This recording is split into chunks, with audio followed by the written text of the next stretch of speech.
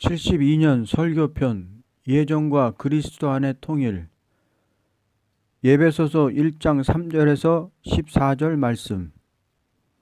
하나님께서는 천지를 창조하실 때부터 그리스도 안에서 통일될 것을 목적하셨습니다. 그러므로 우주 세계를 물 가운데 둔 것은 통일된 완전한 왕국을 이루기 위한 목적인데, 이 모든 것은 그리스도 안에서만 이루어지도록 예정하셔서 창조하신 것이다. 하나님의 예정과 그리스도 안의 통일에 대한 오묘한 진리는 본문을 통하여 알 수 있다. 1. 흠이 없는 인격을 이루게 함으로. 3절에서 5절. 그리스도 안에서 천상에 있는 모든 영적인 복으로 우리에게 복 주시는 우리 주 그리스도의 하나님 아버지는 복되시도다. 하나님께서 세상의 기초를 놓으시기 이전에 우리로 사랑 안에서 그분 앞에 거룩하고 흠 없게 하시려고 그리스도 안에서 우리를 택하시어 하나님의 기쁘신 뜻에 따라 그리스도를 통하여 우리를 자신의 자녀로 입양할 것을 미리 정하셨으니, 하나님께서 사람을 창조하실 때 완전한 통일을 가져올 수 있는 인격으로 창조하신 것이 아니다. 왜냐하면 사람의 인격은 그리스도 안에서만 완전케 하기 위한 예정이었기 때문이다. 첫째는 그리스도 안에서만 하늘에 속한 것을 받게 하신 것이요, 둘째는 흠이 없게 하신 동시에 그리스도로 말미암아 하나님의 아들이 되게 하신 것이다. 그러므로 신령한 것을 받아야만 될 사람으로 하나님께서 창조하신 것이다. 에덴 동산의 아담 하와가 아무런 역사도 해보지 못하고 강교한 뱀에게 미혹을 받은 것을 보면 창조를 받을 때 완전한 인격으로 받은 것이 아니라는 것을 알 수 있다. 만일 지금 기독신자들이 다 아담 하와 같이 아무런 일도 하지 못하고 가장 강교한 마귀에게 속고 만다면 어찌 그리스도의 통일된 왕국을 이룰 수 있겠는가? 그러므로 우리는 그리스도 안에서 신령한 것을 받고 흠이 없게 해주는 인격을 받음으로만 완전 통일된 이상적 국가를 이룰 수가 있을 것이다. 사람이 동물과 다른 것은 받을 수 있는 그릇을 사람이 가졌다는 것이다. 아무리 하나님께서 주시고자 하는 마음이 간절하다 하더라도 동물과 같은 사람이라면 어떻게 거룩하고 신령한 것을 주실 수가 있을 것인가? 하나님의 창조의 역사는 그리스도 안에서만 신령하고 흠이 없는 인격을 이루어서 그들로 말미암아 통일된 왕국을 이름으로 영광을 받고자 하시는 것이다. 2. 은혜의 영광을 찬미하게 함으로. 6절에서 9절. 이는 하나님께서 그 사랑하시는 이 안에서 우리를 기쁘게 받아들이시어 그 은혜의 영광을 찬양케 하려 하심이니라. 그 사랑하시는 이 안에서 우리는 그의 은혜의 풍성함을 따라 그의 피를 통하여 구속, 즉 죄들의 용서함을 받았느니라. 그 은혜의 풍성함으로 인하여 그는 모든 지혜와 총명을 우리에게 넘치게 하시어 그의 기쁘심을 따라 자기 안에서 계획하신 바 그의 뜻의 신비를 우리에게 알게 하셨으니, 하나님께서 찬송을 받으시기를 기뻐하신다. 그러므로 사람을 통하여 영원히 찬송을 받고자 하심으로 그 인격을 완전하게 창조하지 않으시고 거저 주는 은혜로 완전하게 하셔서 하나님께 영광을 돌리게 하신 것이다. 첫째는 그리스도 안에서 죄사함을 받는 일이요, 둘째는 그리스도 안에서 지혜와 총명을 받는 일이다. 사람이라는 것은 죄를 자기 스스로 이길 수 없는 것이요, 아무것도 알 수 없는 것이 인간이다. 사람이 만일 은혜로 완전하게 되지 않고 행함으로 완전하게 된다면 찬송을 하나님께 돌리는 것보다도 자기가 받으려고 할 것이다. 그러므로 하나님이 사람에게 알게 해 줌으로만 하나님께 영광이 된다. 사람이 무엇이나 다 알게 된다면 서로 자기가 안다고 교만해지기 때문에 거저 주는 지혜 총명을 받아 알게 함으로써 그리스도 안에서 하나를 이루게 하시는 것이 하나님의 예정이다. 거저 주는 은혜를 받는 것도 사람마다 받을 자격이 있는 것이 아니고 택한 자라야 거저 주는 은혜가 믿어지고 거저 주는 지혜 총명의 역사를 받고자 하는 마음이 생기게 되는 것이다. 3. 기업이 되게 함으로. 10절에서 12절. 이는 때가 찬 경륜 안에서 하늘에 있는 것들이나 땅에 있는 것들이나 자신 안에 있는 것들까지라도 만물을 그리스도 안에서 하나로 함께 모으려는 것이니라. 모든 것을 그 자신이 의도한 대로 행하시는 이의 목적을 따라 우리가 예정되어 그분 안에서 유업을 받았으니 이는 먼저 그리스도를 믿었던 우리로 그의 영광의 찬양이 되게 하려 하심이니라. 하나님께서는 기업을 이루는 것을 원하신다. 이 기업이라는 것은 하나님이 주고 싶은 것을 다 줄 수 있는 것을 말한다. 어떤 부모가 아무리 많은 재산이 있다 하여도 그것을 줄 수 있는 아들이 없다면 그것은 슬픔이 될 것이다. 이와 같이 하나님께서는 모든 것이 다 풍성하시지만 이것을 아무런 사람에게나 다 줄 수가 없고 합당한 사람에게만 주시겠다는 것이다. 그러므로 그리스도를 통하여서만 합당한 사람에게 줄 수 있게 된다.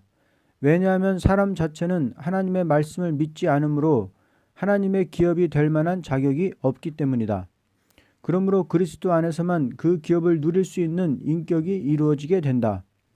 그리스도로 말미암아 하나님께 있는 것을 받되 완전한 사람이 되는 것을 받게 되므로 그리스도 안에서 통일된 기업을 이루게 되는 것이다. 4. 인치심을 받게 되므로 13절에서 14절 그분 안에서 너희도 진리의 말씀 곧 너희 구원의 복음을 듣고 그분 안에서 또한 믿었으니 너희는 약속의 성령으로 인침을 받은 것이니라. 이는 값주고 사신 그 소유를 구속하기까지 우리의 유업의 보증이 되사 그의 영광을 찬양하게 하려 하심이니라. 사람이라는 것은 성신의 인치심을 받음으로만 그리스도 안에서 하나를 이루게 된다.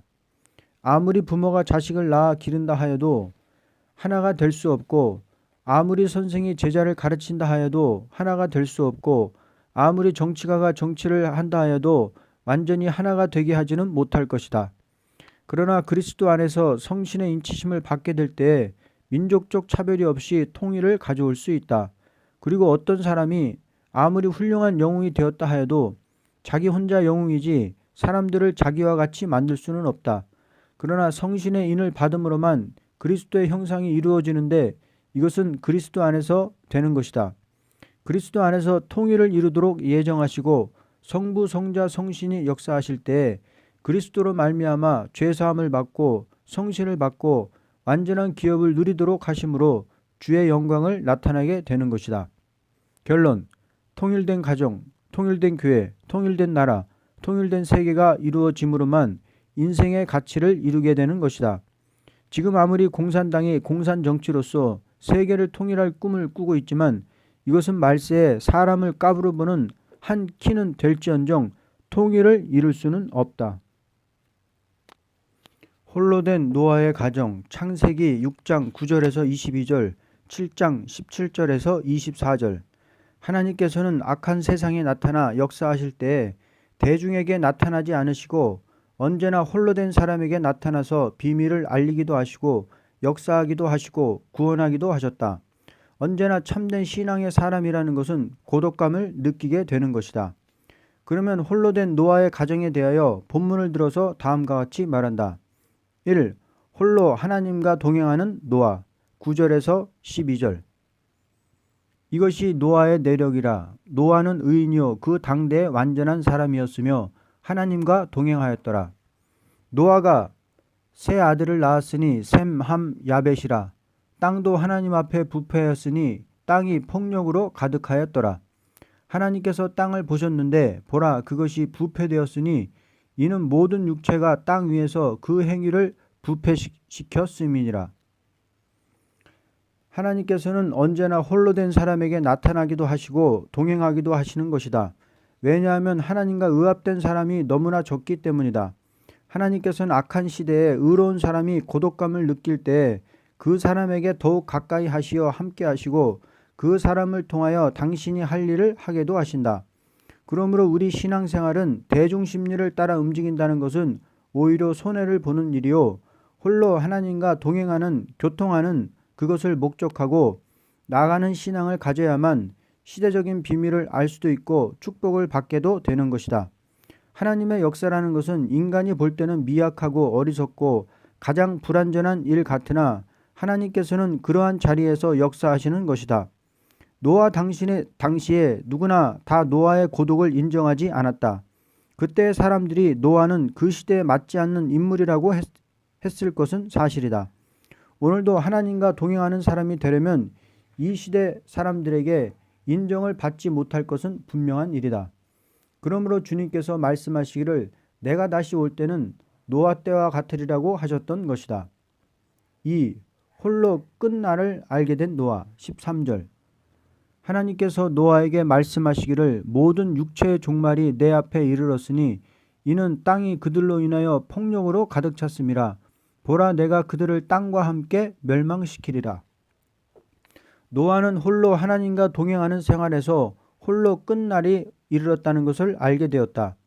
그러나 그 시대 사람들은 끝날이 왔다는 것을 안 노아가 만나는 사람마다 세상은 끝이라고 할 때 미친 사람으로 보았던 것이다. 그러므로 노아는 홀로 알고 홀로 정신을 차려 담대히 나섰던 것이다. 지금도 끝날이 왔다는 것을 말하면 미친 사람으로 알 것이고 끝날이 왔다는 것을 분명히 안 사람이면 사람의 어떤 탄압이라도 무서워하지 않고 담대히 증거하게 된다. 끝날이 왔다는 것을 아는 사람은 사람이 알아주고 알아주지 않는 것을 문제로 삼지 않고 눈물겨운 심정으로 입을 열어 말하게 될 것이다. 그러나 노아 시대에도 노아가 아무리 말을 해도 한 사람도 그 말을 알아주는 자가 없었다. 그렇지만 그는 낙심하지 않고 담대히 모든 일을 진행할 수 있는 용기를 가지고 나갔던 것이다. 3. 홀로 방주를 준비한 노아 14절에서 22절. 너는 고펠나무로 방주를 만들되 방주 안에 방들을 만들고 역청으로 안팎을 칠할지니라. 이것이 내가 만들 방주의 규격이니 방주의 길이가 300규빗이요 너비가 50규빗이며 높이가 30규빗이니라. 방주에다 창문을 만들되 위로부터 1규빗 되는 곳에서 마무리하고 또 방주의 문은 측면에 내고 아래층 2층 3층으로 만들지니라. 보라 나 곧 내가 땅 위의 물들로 홍수를 일으켜 생명의 호흡이 있는 모든 육체를 멸망시키리니 무릇 하늘 아래로부터 땅 안에 있는 모든 것들이 죽으리라. 그러나 내가 노아는 내 언약을 세우리니 너는 내 아들들과 내 아내와 내 아들들의 아내들과 함께 방주로 들어올지니라. 모든 육체를 가진 모든 생물에서 너는 각기 둘씩 방주 안으로 가져와서 너와 더불어 살게 할지니 그들은 수컷과 암컷이라. 새도 그 종류대로 가축도 그 종류대로 땅에 기어다니는 모든 것도 그 종류대로 각기 둘씩 내게 오리니 그것들로 생명을 보존케 하라. 너는 모든 양식을 네개로 가져다가 네개 모으라. 그것이 너와 그것들에게 양식이 되리라 하시니라. 노아가 그렇게 하였으니 하나님께서 그에게 명하신 모든 것을 그대로 행하였더라. 아무리 열심히 있는 사람이라도 돕는 자가 없이 홀로 일을 한다는 것은 힘이 빠질 일이요 용기를 가지지 못하고 자동적으로 쓸쓸한 자리에 있게 될 것은 사실이다. 그러나 참된 하나님의 종이 홀로 일한다고 해서 힘이 없어진다는 것은 있을 수 없다. 어떤 사람이 일을 할 때 남이 같이 하면 열심을 내고 남이 하지 않으면 힘을 잃고 만다면 이것은 산 믿음이 있는 행동이라고 볼 수 없다. 우리가 앞으로 큰 축복을 받으려면 언제나 홀로 일하게 되는 데서 더 큰 힘을 얻는 사람이 되어야 할 것이다. 열심 중에도 사람에게 보이려는 열심도 있고 남에게 끌려서 흥분으로 사는 열심도 있고 자기 홀로 끝까지 모든 일을 진행하는 열심도 있으니 노아와 같은 열심이 있는 자라야 진노의 날에 남은 자가 될 것이다. 4. 홀로 구원받은 노아의 가정 7장 17절에서 24절. 땅에 홍수가 40일 동안 있은지라 물이 불어나서 방주를 띄우니 방주가 땅 위에 들리더라.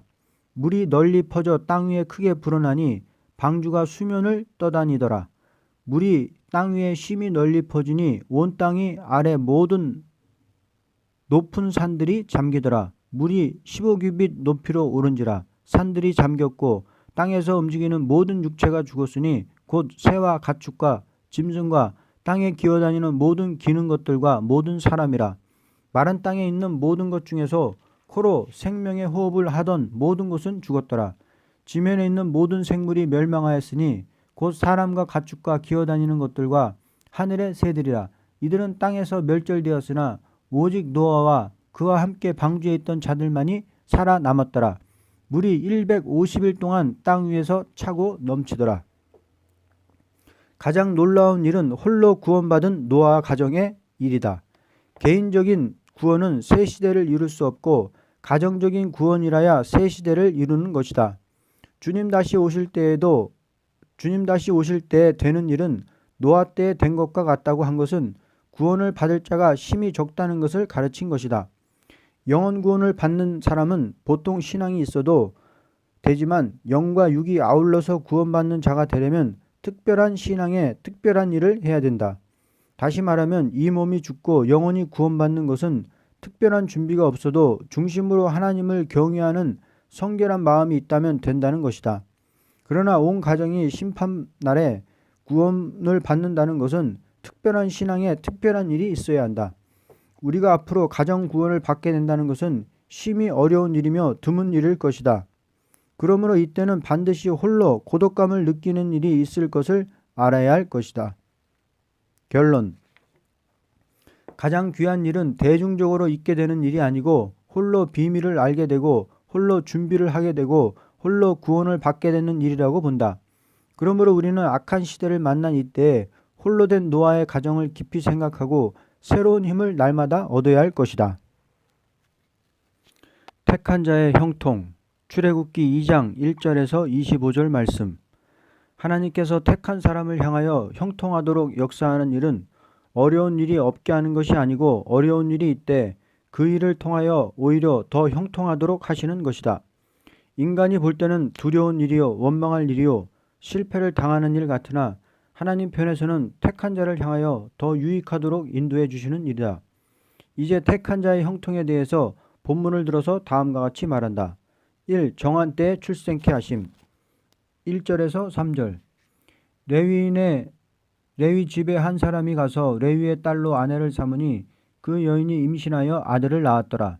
그녀는 그 아이가 준수한 것을 보고 그 아이를 3개월 동안 숨겼는데 더 이상 그를 숨길 수가 없게 되자 그녀가 그 아이를 위하여 갈대로 만든 궤를 가져다가 찰흙과 역청으로 바르고 아이를 그 안에 담아 강의 가장자리 창포들 사이에다 놓아 두었으며 인간이 볼 때는 모세가 출생할 때는 불행한 때였다. 왜냐하면 바로가 이스라엘이 아들을 낳으면 나일강에 던져버리는 정치를 하는 때이기 때문이다. 모세같이 위대한 인물이 날 때부터 죽을 수밖에 없는 사망의 골짜기에서 났다는 것은 큰 비극이 아닐 수 없다. 옥동자를 낳은 모세의 부모가 3개월을 숨겨서 기르다 더 기를 수가 없으므로 죽으라고 원수 앞에 내놓는다는 것은 눈물이 앞을 가리우고 가슴이 무너지는 것 같이 원통한 일이 아닐 수 없다. 아브라함의 자손이 이방의 객이 된다는 것도 불행스러운 일이요 악한 민족에게 이유 없이 아들을 빼앗긴다는 것도 사람으로서는 하나님을 원망할 일이라고 본다. 그러나 이렇게 되는 일이 이스라엘 자손에게 없다면 아브라함에게 내 씨가 이방의 객이 되어 그 민족에게 괴로움을 받는다는 말씀이 응하지를 않으므로 괴롭게 한다는 말씀이 이루어진 것은 이스라엘이 애굽에서 나오되 하나님의 징벌이 애굽에 올 때가 온 징조이다. 모세의 부모가 장차 모세가 이스라엘 민족을 애굽에서 구출시킬 영도자가 된다는 것은 감히 상상치도 못할 일이다.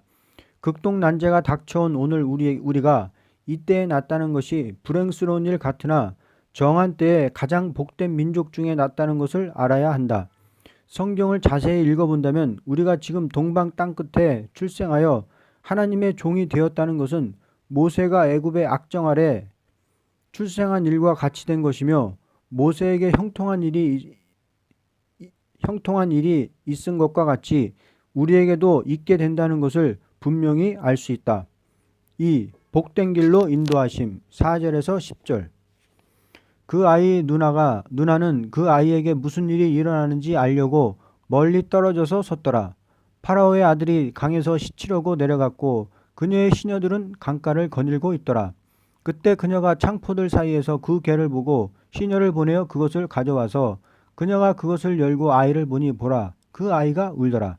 그녀가 그 아이를 불쌍히 여겨 말하기를 이 아이는 히브리인들의 아이들 중 하나라 하는데 그때 그 아이의 누나가 파라오의 딸에서 말하기를 내가 가서 히브리 여인 중에서 유모를 당신께 불러다가 당신을 위하여 그 일을 양육해 하리이까 하더라. 파라오의 딸이 그 소녀에게 말하기를 가라 하니 그 소녀가 가서 그 아이의 어미를 부르니라. 파라오의 딸이 그녀에게 말하기를 이 아이를 데려다가 나를 위하여 양육하라. 그리하면 내가 내게 싹쓸 주리라 하니 그 여인이 그 아이를 데려다가 양육하니라.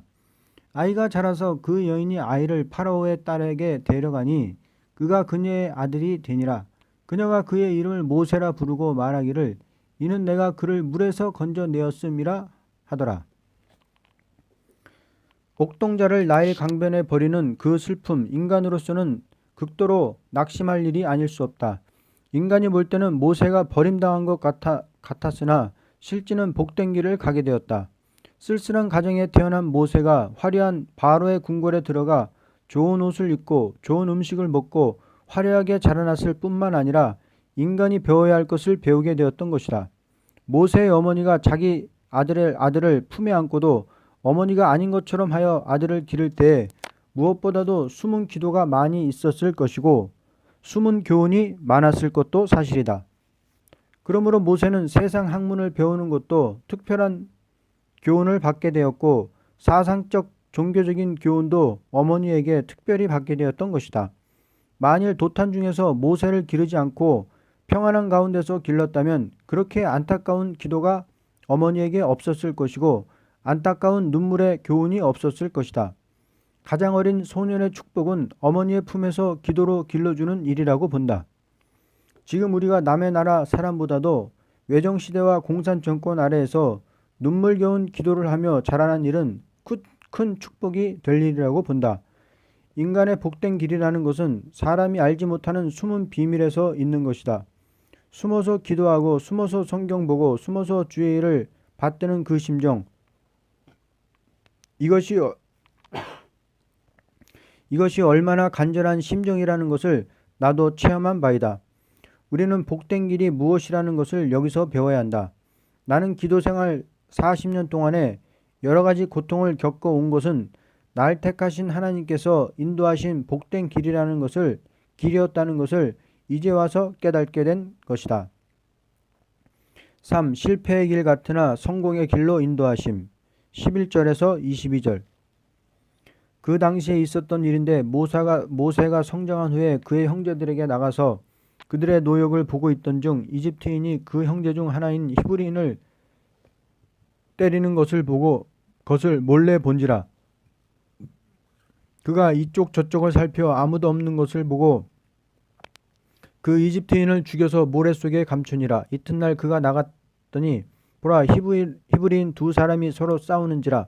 그가 잘못된 자에게 말하기를 너는 어찌하여 내 동료를 치느냐 하니 그가 말하기를 누가 너를 우리를 다스릴 왕과 재판관으로 삼았더냐.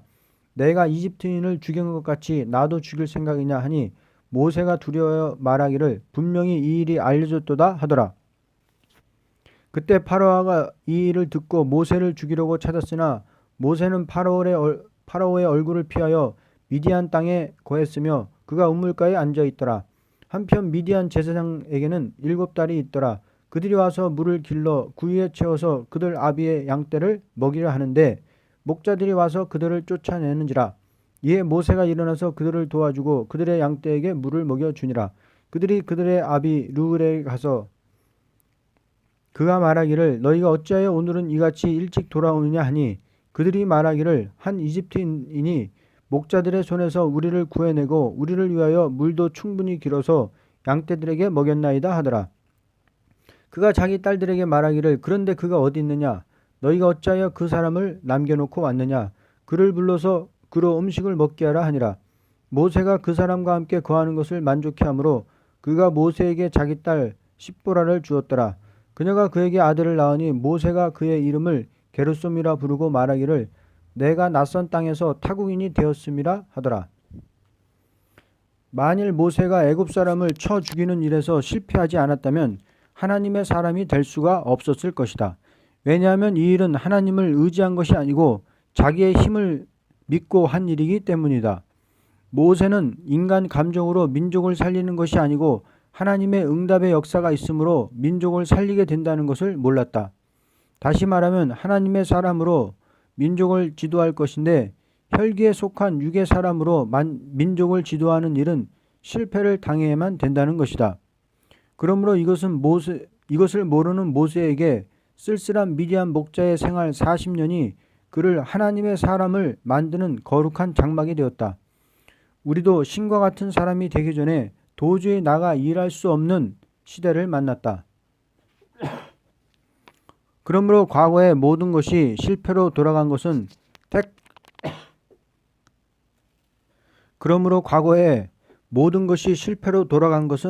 택한 사람에게는 성공을 가져오는 길로 옮겨주는 형통의 길이 되는 것이다. 모세가 실패를 당하여 도망하던 길로 하나님의 사람이 되어 돌아오게 될 줄은 꿈에도 생각을 못한 일이었다.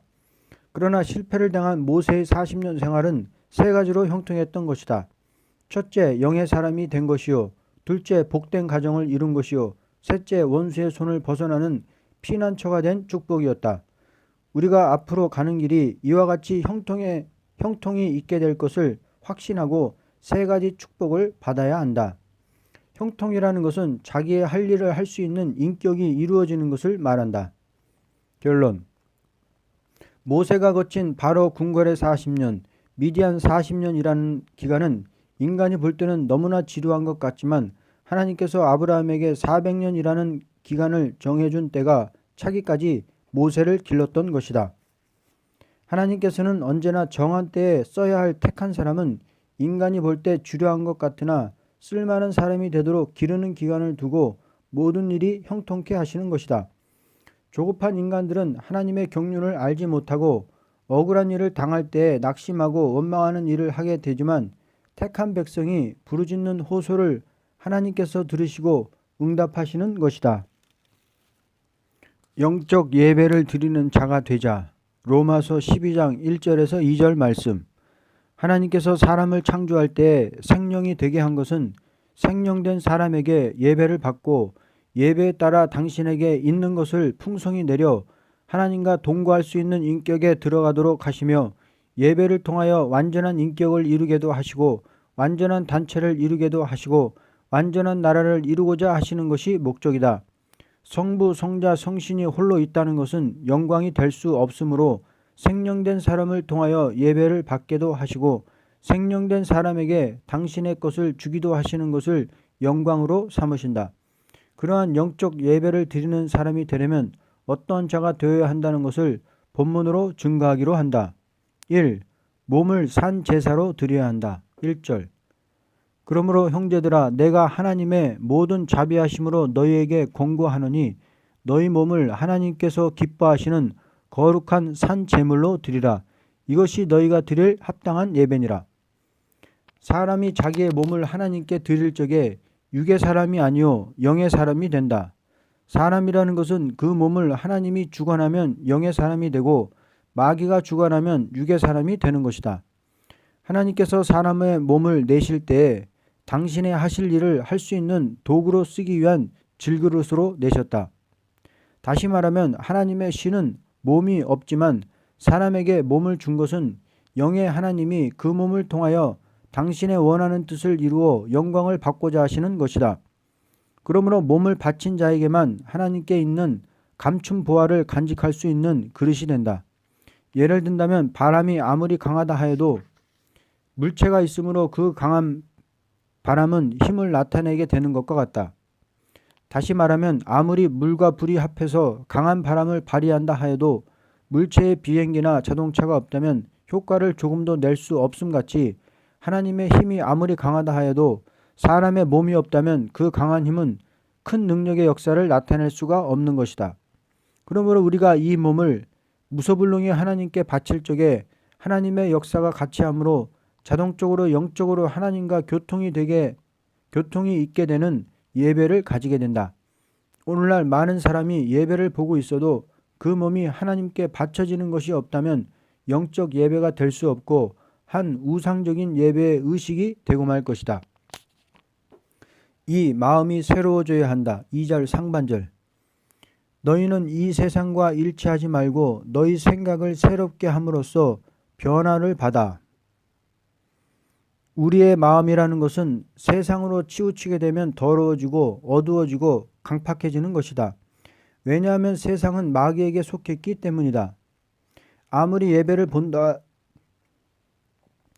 하여도 그 마음이 세상에 기울어진 사람은 마음이 새로워지는 체험을 받지 못한다.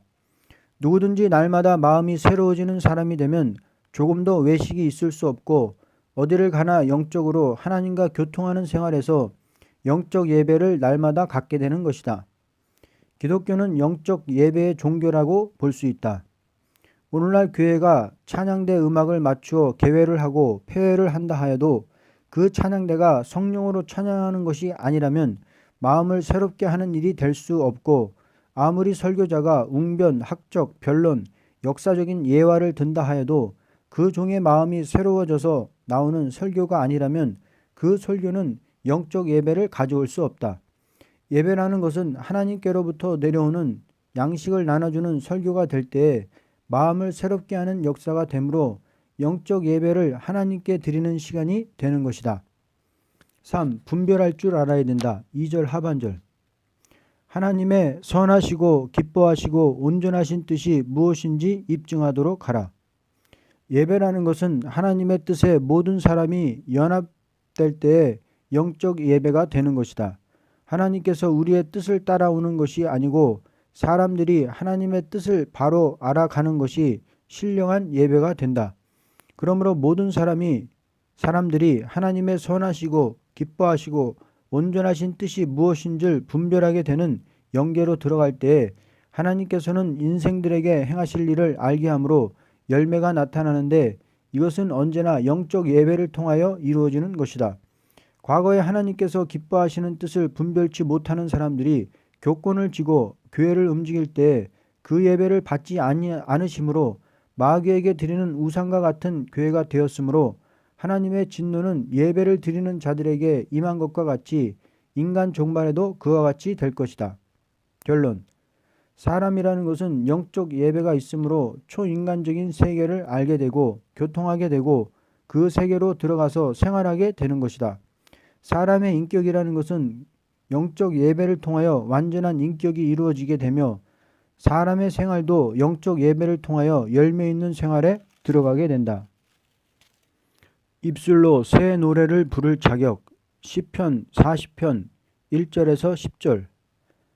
새 노래라는 것은 죽었던 영혼이 살아나는 속죄 은총을 노래하는 것보다도 여러 가지 시련 속에서 참고 나가던 사람으로 자기의 원통함을 하나님이 갚아주는 것을 노래한 것이다. 그러므로 새 노래는 억울한 환경을 벗어나는 새로운 역사를 통하여 감사 찬송을 부르게 되는 것이니, 새 노래를 입술로 부를 사람은 어떠한 사람이라는 것을 본문으로 증거한다. 1. 기다리고 기다리던 자. 1절. 내가 오래 참고 주를 기다렸더니 그가 내게 귀를 기울이사 내 부르짖음을 들으셨도다. 가장 어려운 일은 억울하게 보게 된다. 사람이라는 것은 극도로 어려운 일이 닥쳐올 때 기다리고 기다리는 것으로만 승리를 거두게 되는 것이다. 그러므로 인간 자체로는 승리할 수 없으나 하나님을 기다리는 것만이 입술로 새 노래를 부를 수 있는 인격을 이루는 동시에 새 노래를 불러서 하나님께 영광을 돌리게 된다. 사람이란 완전한 사람은 있을 수 없지만 기다리고 기다리는 사람은 있을 수 있다. 그러므로 여호와를 기다리고 기다렸더니 귀를 기울이사 나의 부르짖음을 들으셨다고 하였다. 하나님 앞에 새 노래를 부를 수 있는 것은 여호와께서 응답하심으로만 이루어지게 되는 것이다. 2. 반석 위에 굳게 서는 자. 2절. 그가 나를 무서운 구덩이와 진흙 수렁에서 끌어내셔서 내 발을 반석 위에 세우시고 내 걸음을 견고히 세우셨도다. 어려운 일을 당할 때 끝까지 기다리는 자는 처음에 기가 막힐 웅덩이에 떨어지는 일도 있지만 하나님께서 이끌어 올려주심으로 하나님을 더욱 의지하고 담대히 설 수 있는 사람이 되는 것이다. 신앙이라는 것은 어려운 가운데서 하나님께서 건져주시는 응답을 받음으로만 장부와 같이 굳게 서는 용사가 된다. 사람이 하나님을 의지하는 일은 너무나 어려운 일이라고도 볼 수 있다. 말로서는 의지하는 것이 쉬운 것 같으나 큰 절망 속에 들어가 하나님을 의지하는 마음이 흔들리지 않고 굳게 굳게 서 나간다는 것은 너무나 어려운 일이며 이러한 자들은 과연 새 노래를 입술로 부를 수 있는 용사라고 보게 된다. 3. 많은 사람을 하나님께로 인도하는 자. 3절. 또 그가 내 입에 새 노래를 두셨으니 곧 우리 하나님께 드릴 찬양이라. 많은 사람들이 그것을 보고 두려워하며 주를 의지하리로다. 여러 가지 시련 속에서 끝까지 기다리고 나가는 사람은 반드시 많은 사람을 구원해 낼 수 있는 종의 자격을 가지게 된다. 십자가의 복음을 증거하는 것은 죄사함을 받은 사람이 십자가를 자랑하는 것이요. 새 노래를 부르는 것은 시련 가운데서 끝까지 기다리고 나가던 자들이 원수를 이기게 되므로 새 노래를 인하여 원수가 두려워하게 되는 것이다. 4. 불의와 타협치 않는 자. 4절. 주를 의지하고 교만한 자를 존경하지 않으며 거짓에 치우치지 아니하는 사람은 복이 있도다. 아무리 불의한 자가 교만하고 거짓되게 행한다 하여도 거기에 눌림을 받지 않고 조금도 타협이 없이 나가는 자라야 입술로 새 노래를 부르게 될 것이다. 사람이라는 것은 하나님을 의지할 때 조금도 불의한 자와 타협지 않아야 하나님의 역사가 그 사람을 승리하게 하신다. 5. 주의 법이 마음에 있는 자. 5절에서 8절. 오 주 나의 하나님이여, 주께서 행하신 주의 경이로운 일들이 많으며 우리를 향하신 주의 생각도 많나이다. 내가 그것들을 선언하고 말하려 하나 주께 정연하게 헤아려 드릴 수도 없고 많아서 셀 수도 없나이다. 주께서는 희생제와 예물을 바라지 않으시고 주께서 내 길을 열어 주셨으며 번제와 속죄제도 요구하지 아니하셨나이다. 그때 내가 말하였나니 보소서 내가 왔나이다. 나에 관하여 기록한 것이 두루마기 책에 있나이다. 오 나의 하나님이여, 내가 주의 뜻 행하기를 기뻐하오니 정녕 주의 법이 나의 마음속에 있나이다. 아무리 제사와 예물을 하나님께 드린다 하여도 주의 법이 마음에 없는 자라면 그 예물과 제사는 기뻐하시지 않으신다. 하나님께서는 심중에 주의 법이 있는 자의 기도를 들으시고 응답하심으로 새 노래를 부를 수 있는 승리에 그 사람을 들어가도록 하시는 것이다. 제사라는 것은 심중에 주의 법이 없이는 아무런 필요도 없고 이미 기록된 말씀 하나만을 중심한 자에게 승리의 열매가 있게 되므로 새 노래를 부르게 된다. 6. 기쁜 소식을 전하는 자. 9절에서 10절. 내가 큰 회중 가운데서 의를 전파하였나이다. 보소서 내가 내 입술을 억제하지 아니하였나이다. 오 주여, 주께서 아시나이다. 내가 주의 의를 내 마음속에 숨기지 아니하고 주의 신실함과 주의 구원을 선언하였나이다. 주의 자애와 주의 진리를 내가 그 큰 회중 가운데서 숨기지 않았나이다. 진리라는 것은 자기 마음에 숨겨두고 있다는 것은 아무런 열매가 없는 일이요, 마음에 있는 진리를 널리 전하는 자라야 새 노래를 부를 수 있는 자격이 있다고 본다. 진리는 세계를 구원하는 말씀이니 남을 살리기 위하여 널리 전파하는 자라야 승리의 새 노래를 부르게 될 것이다. 결론.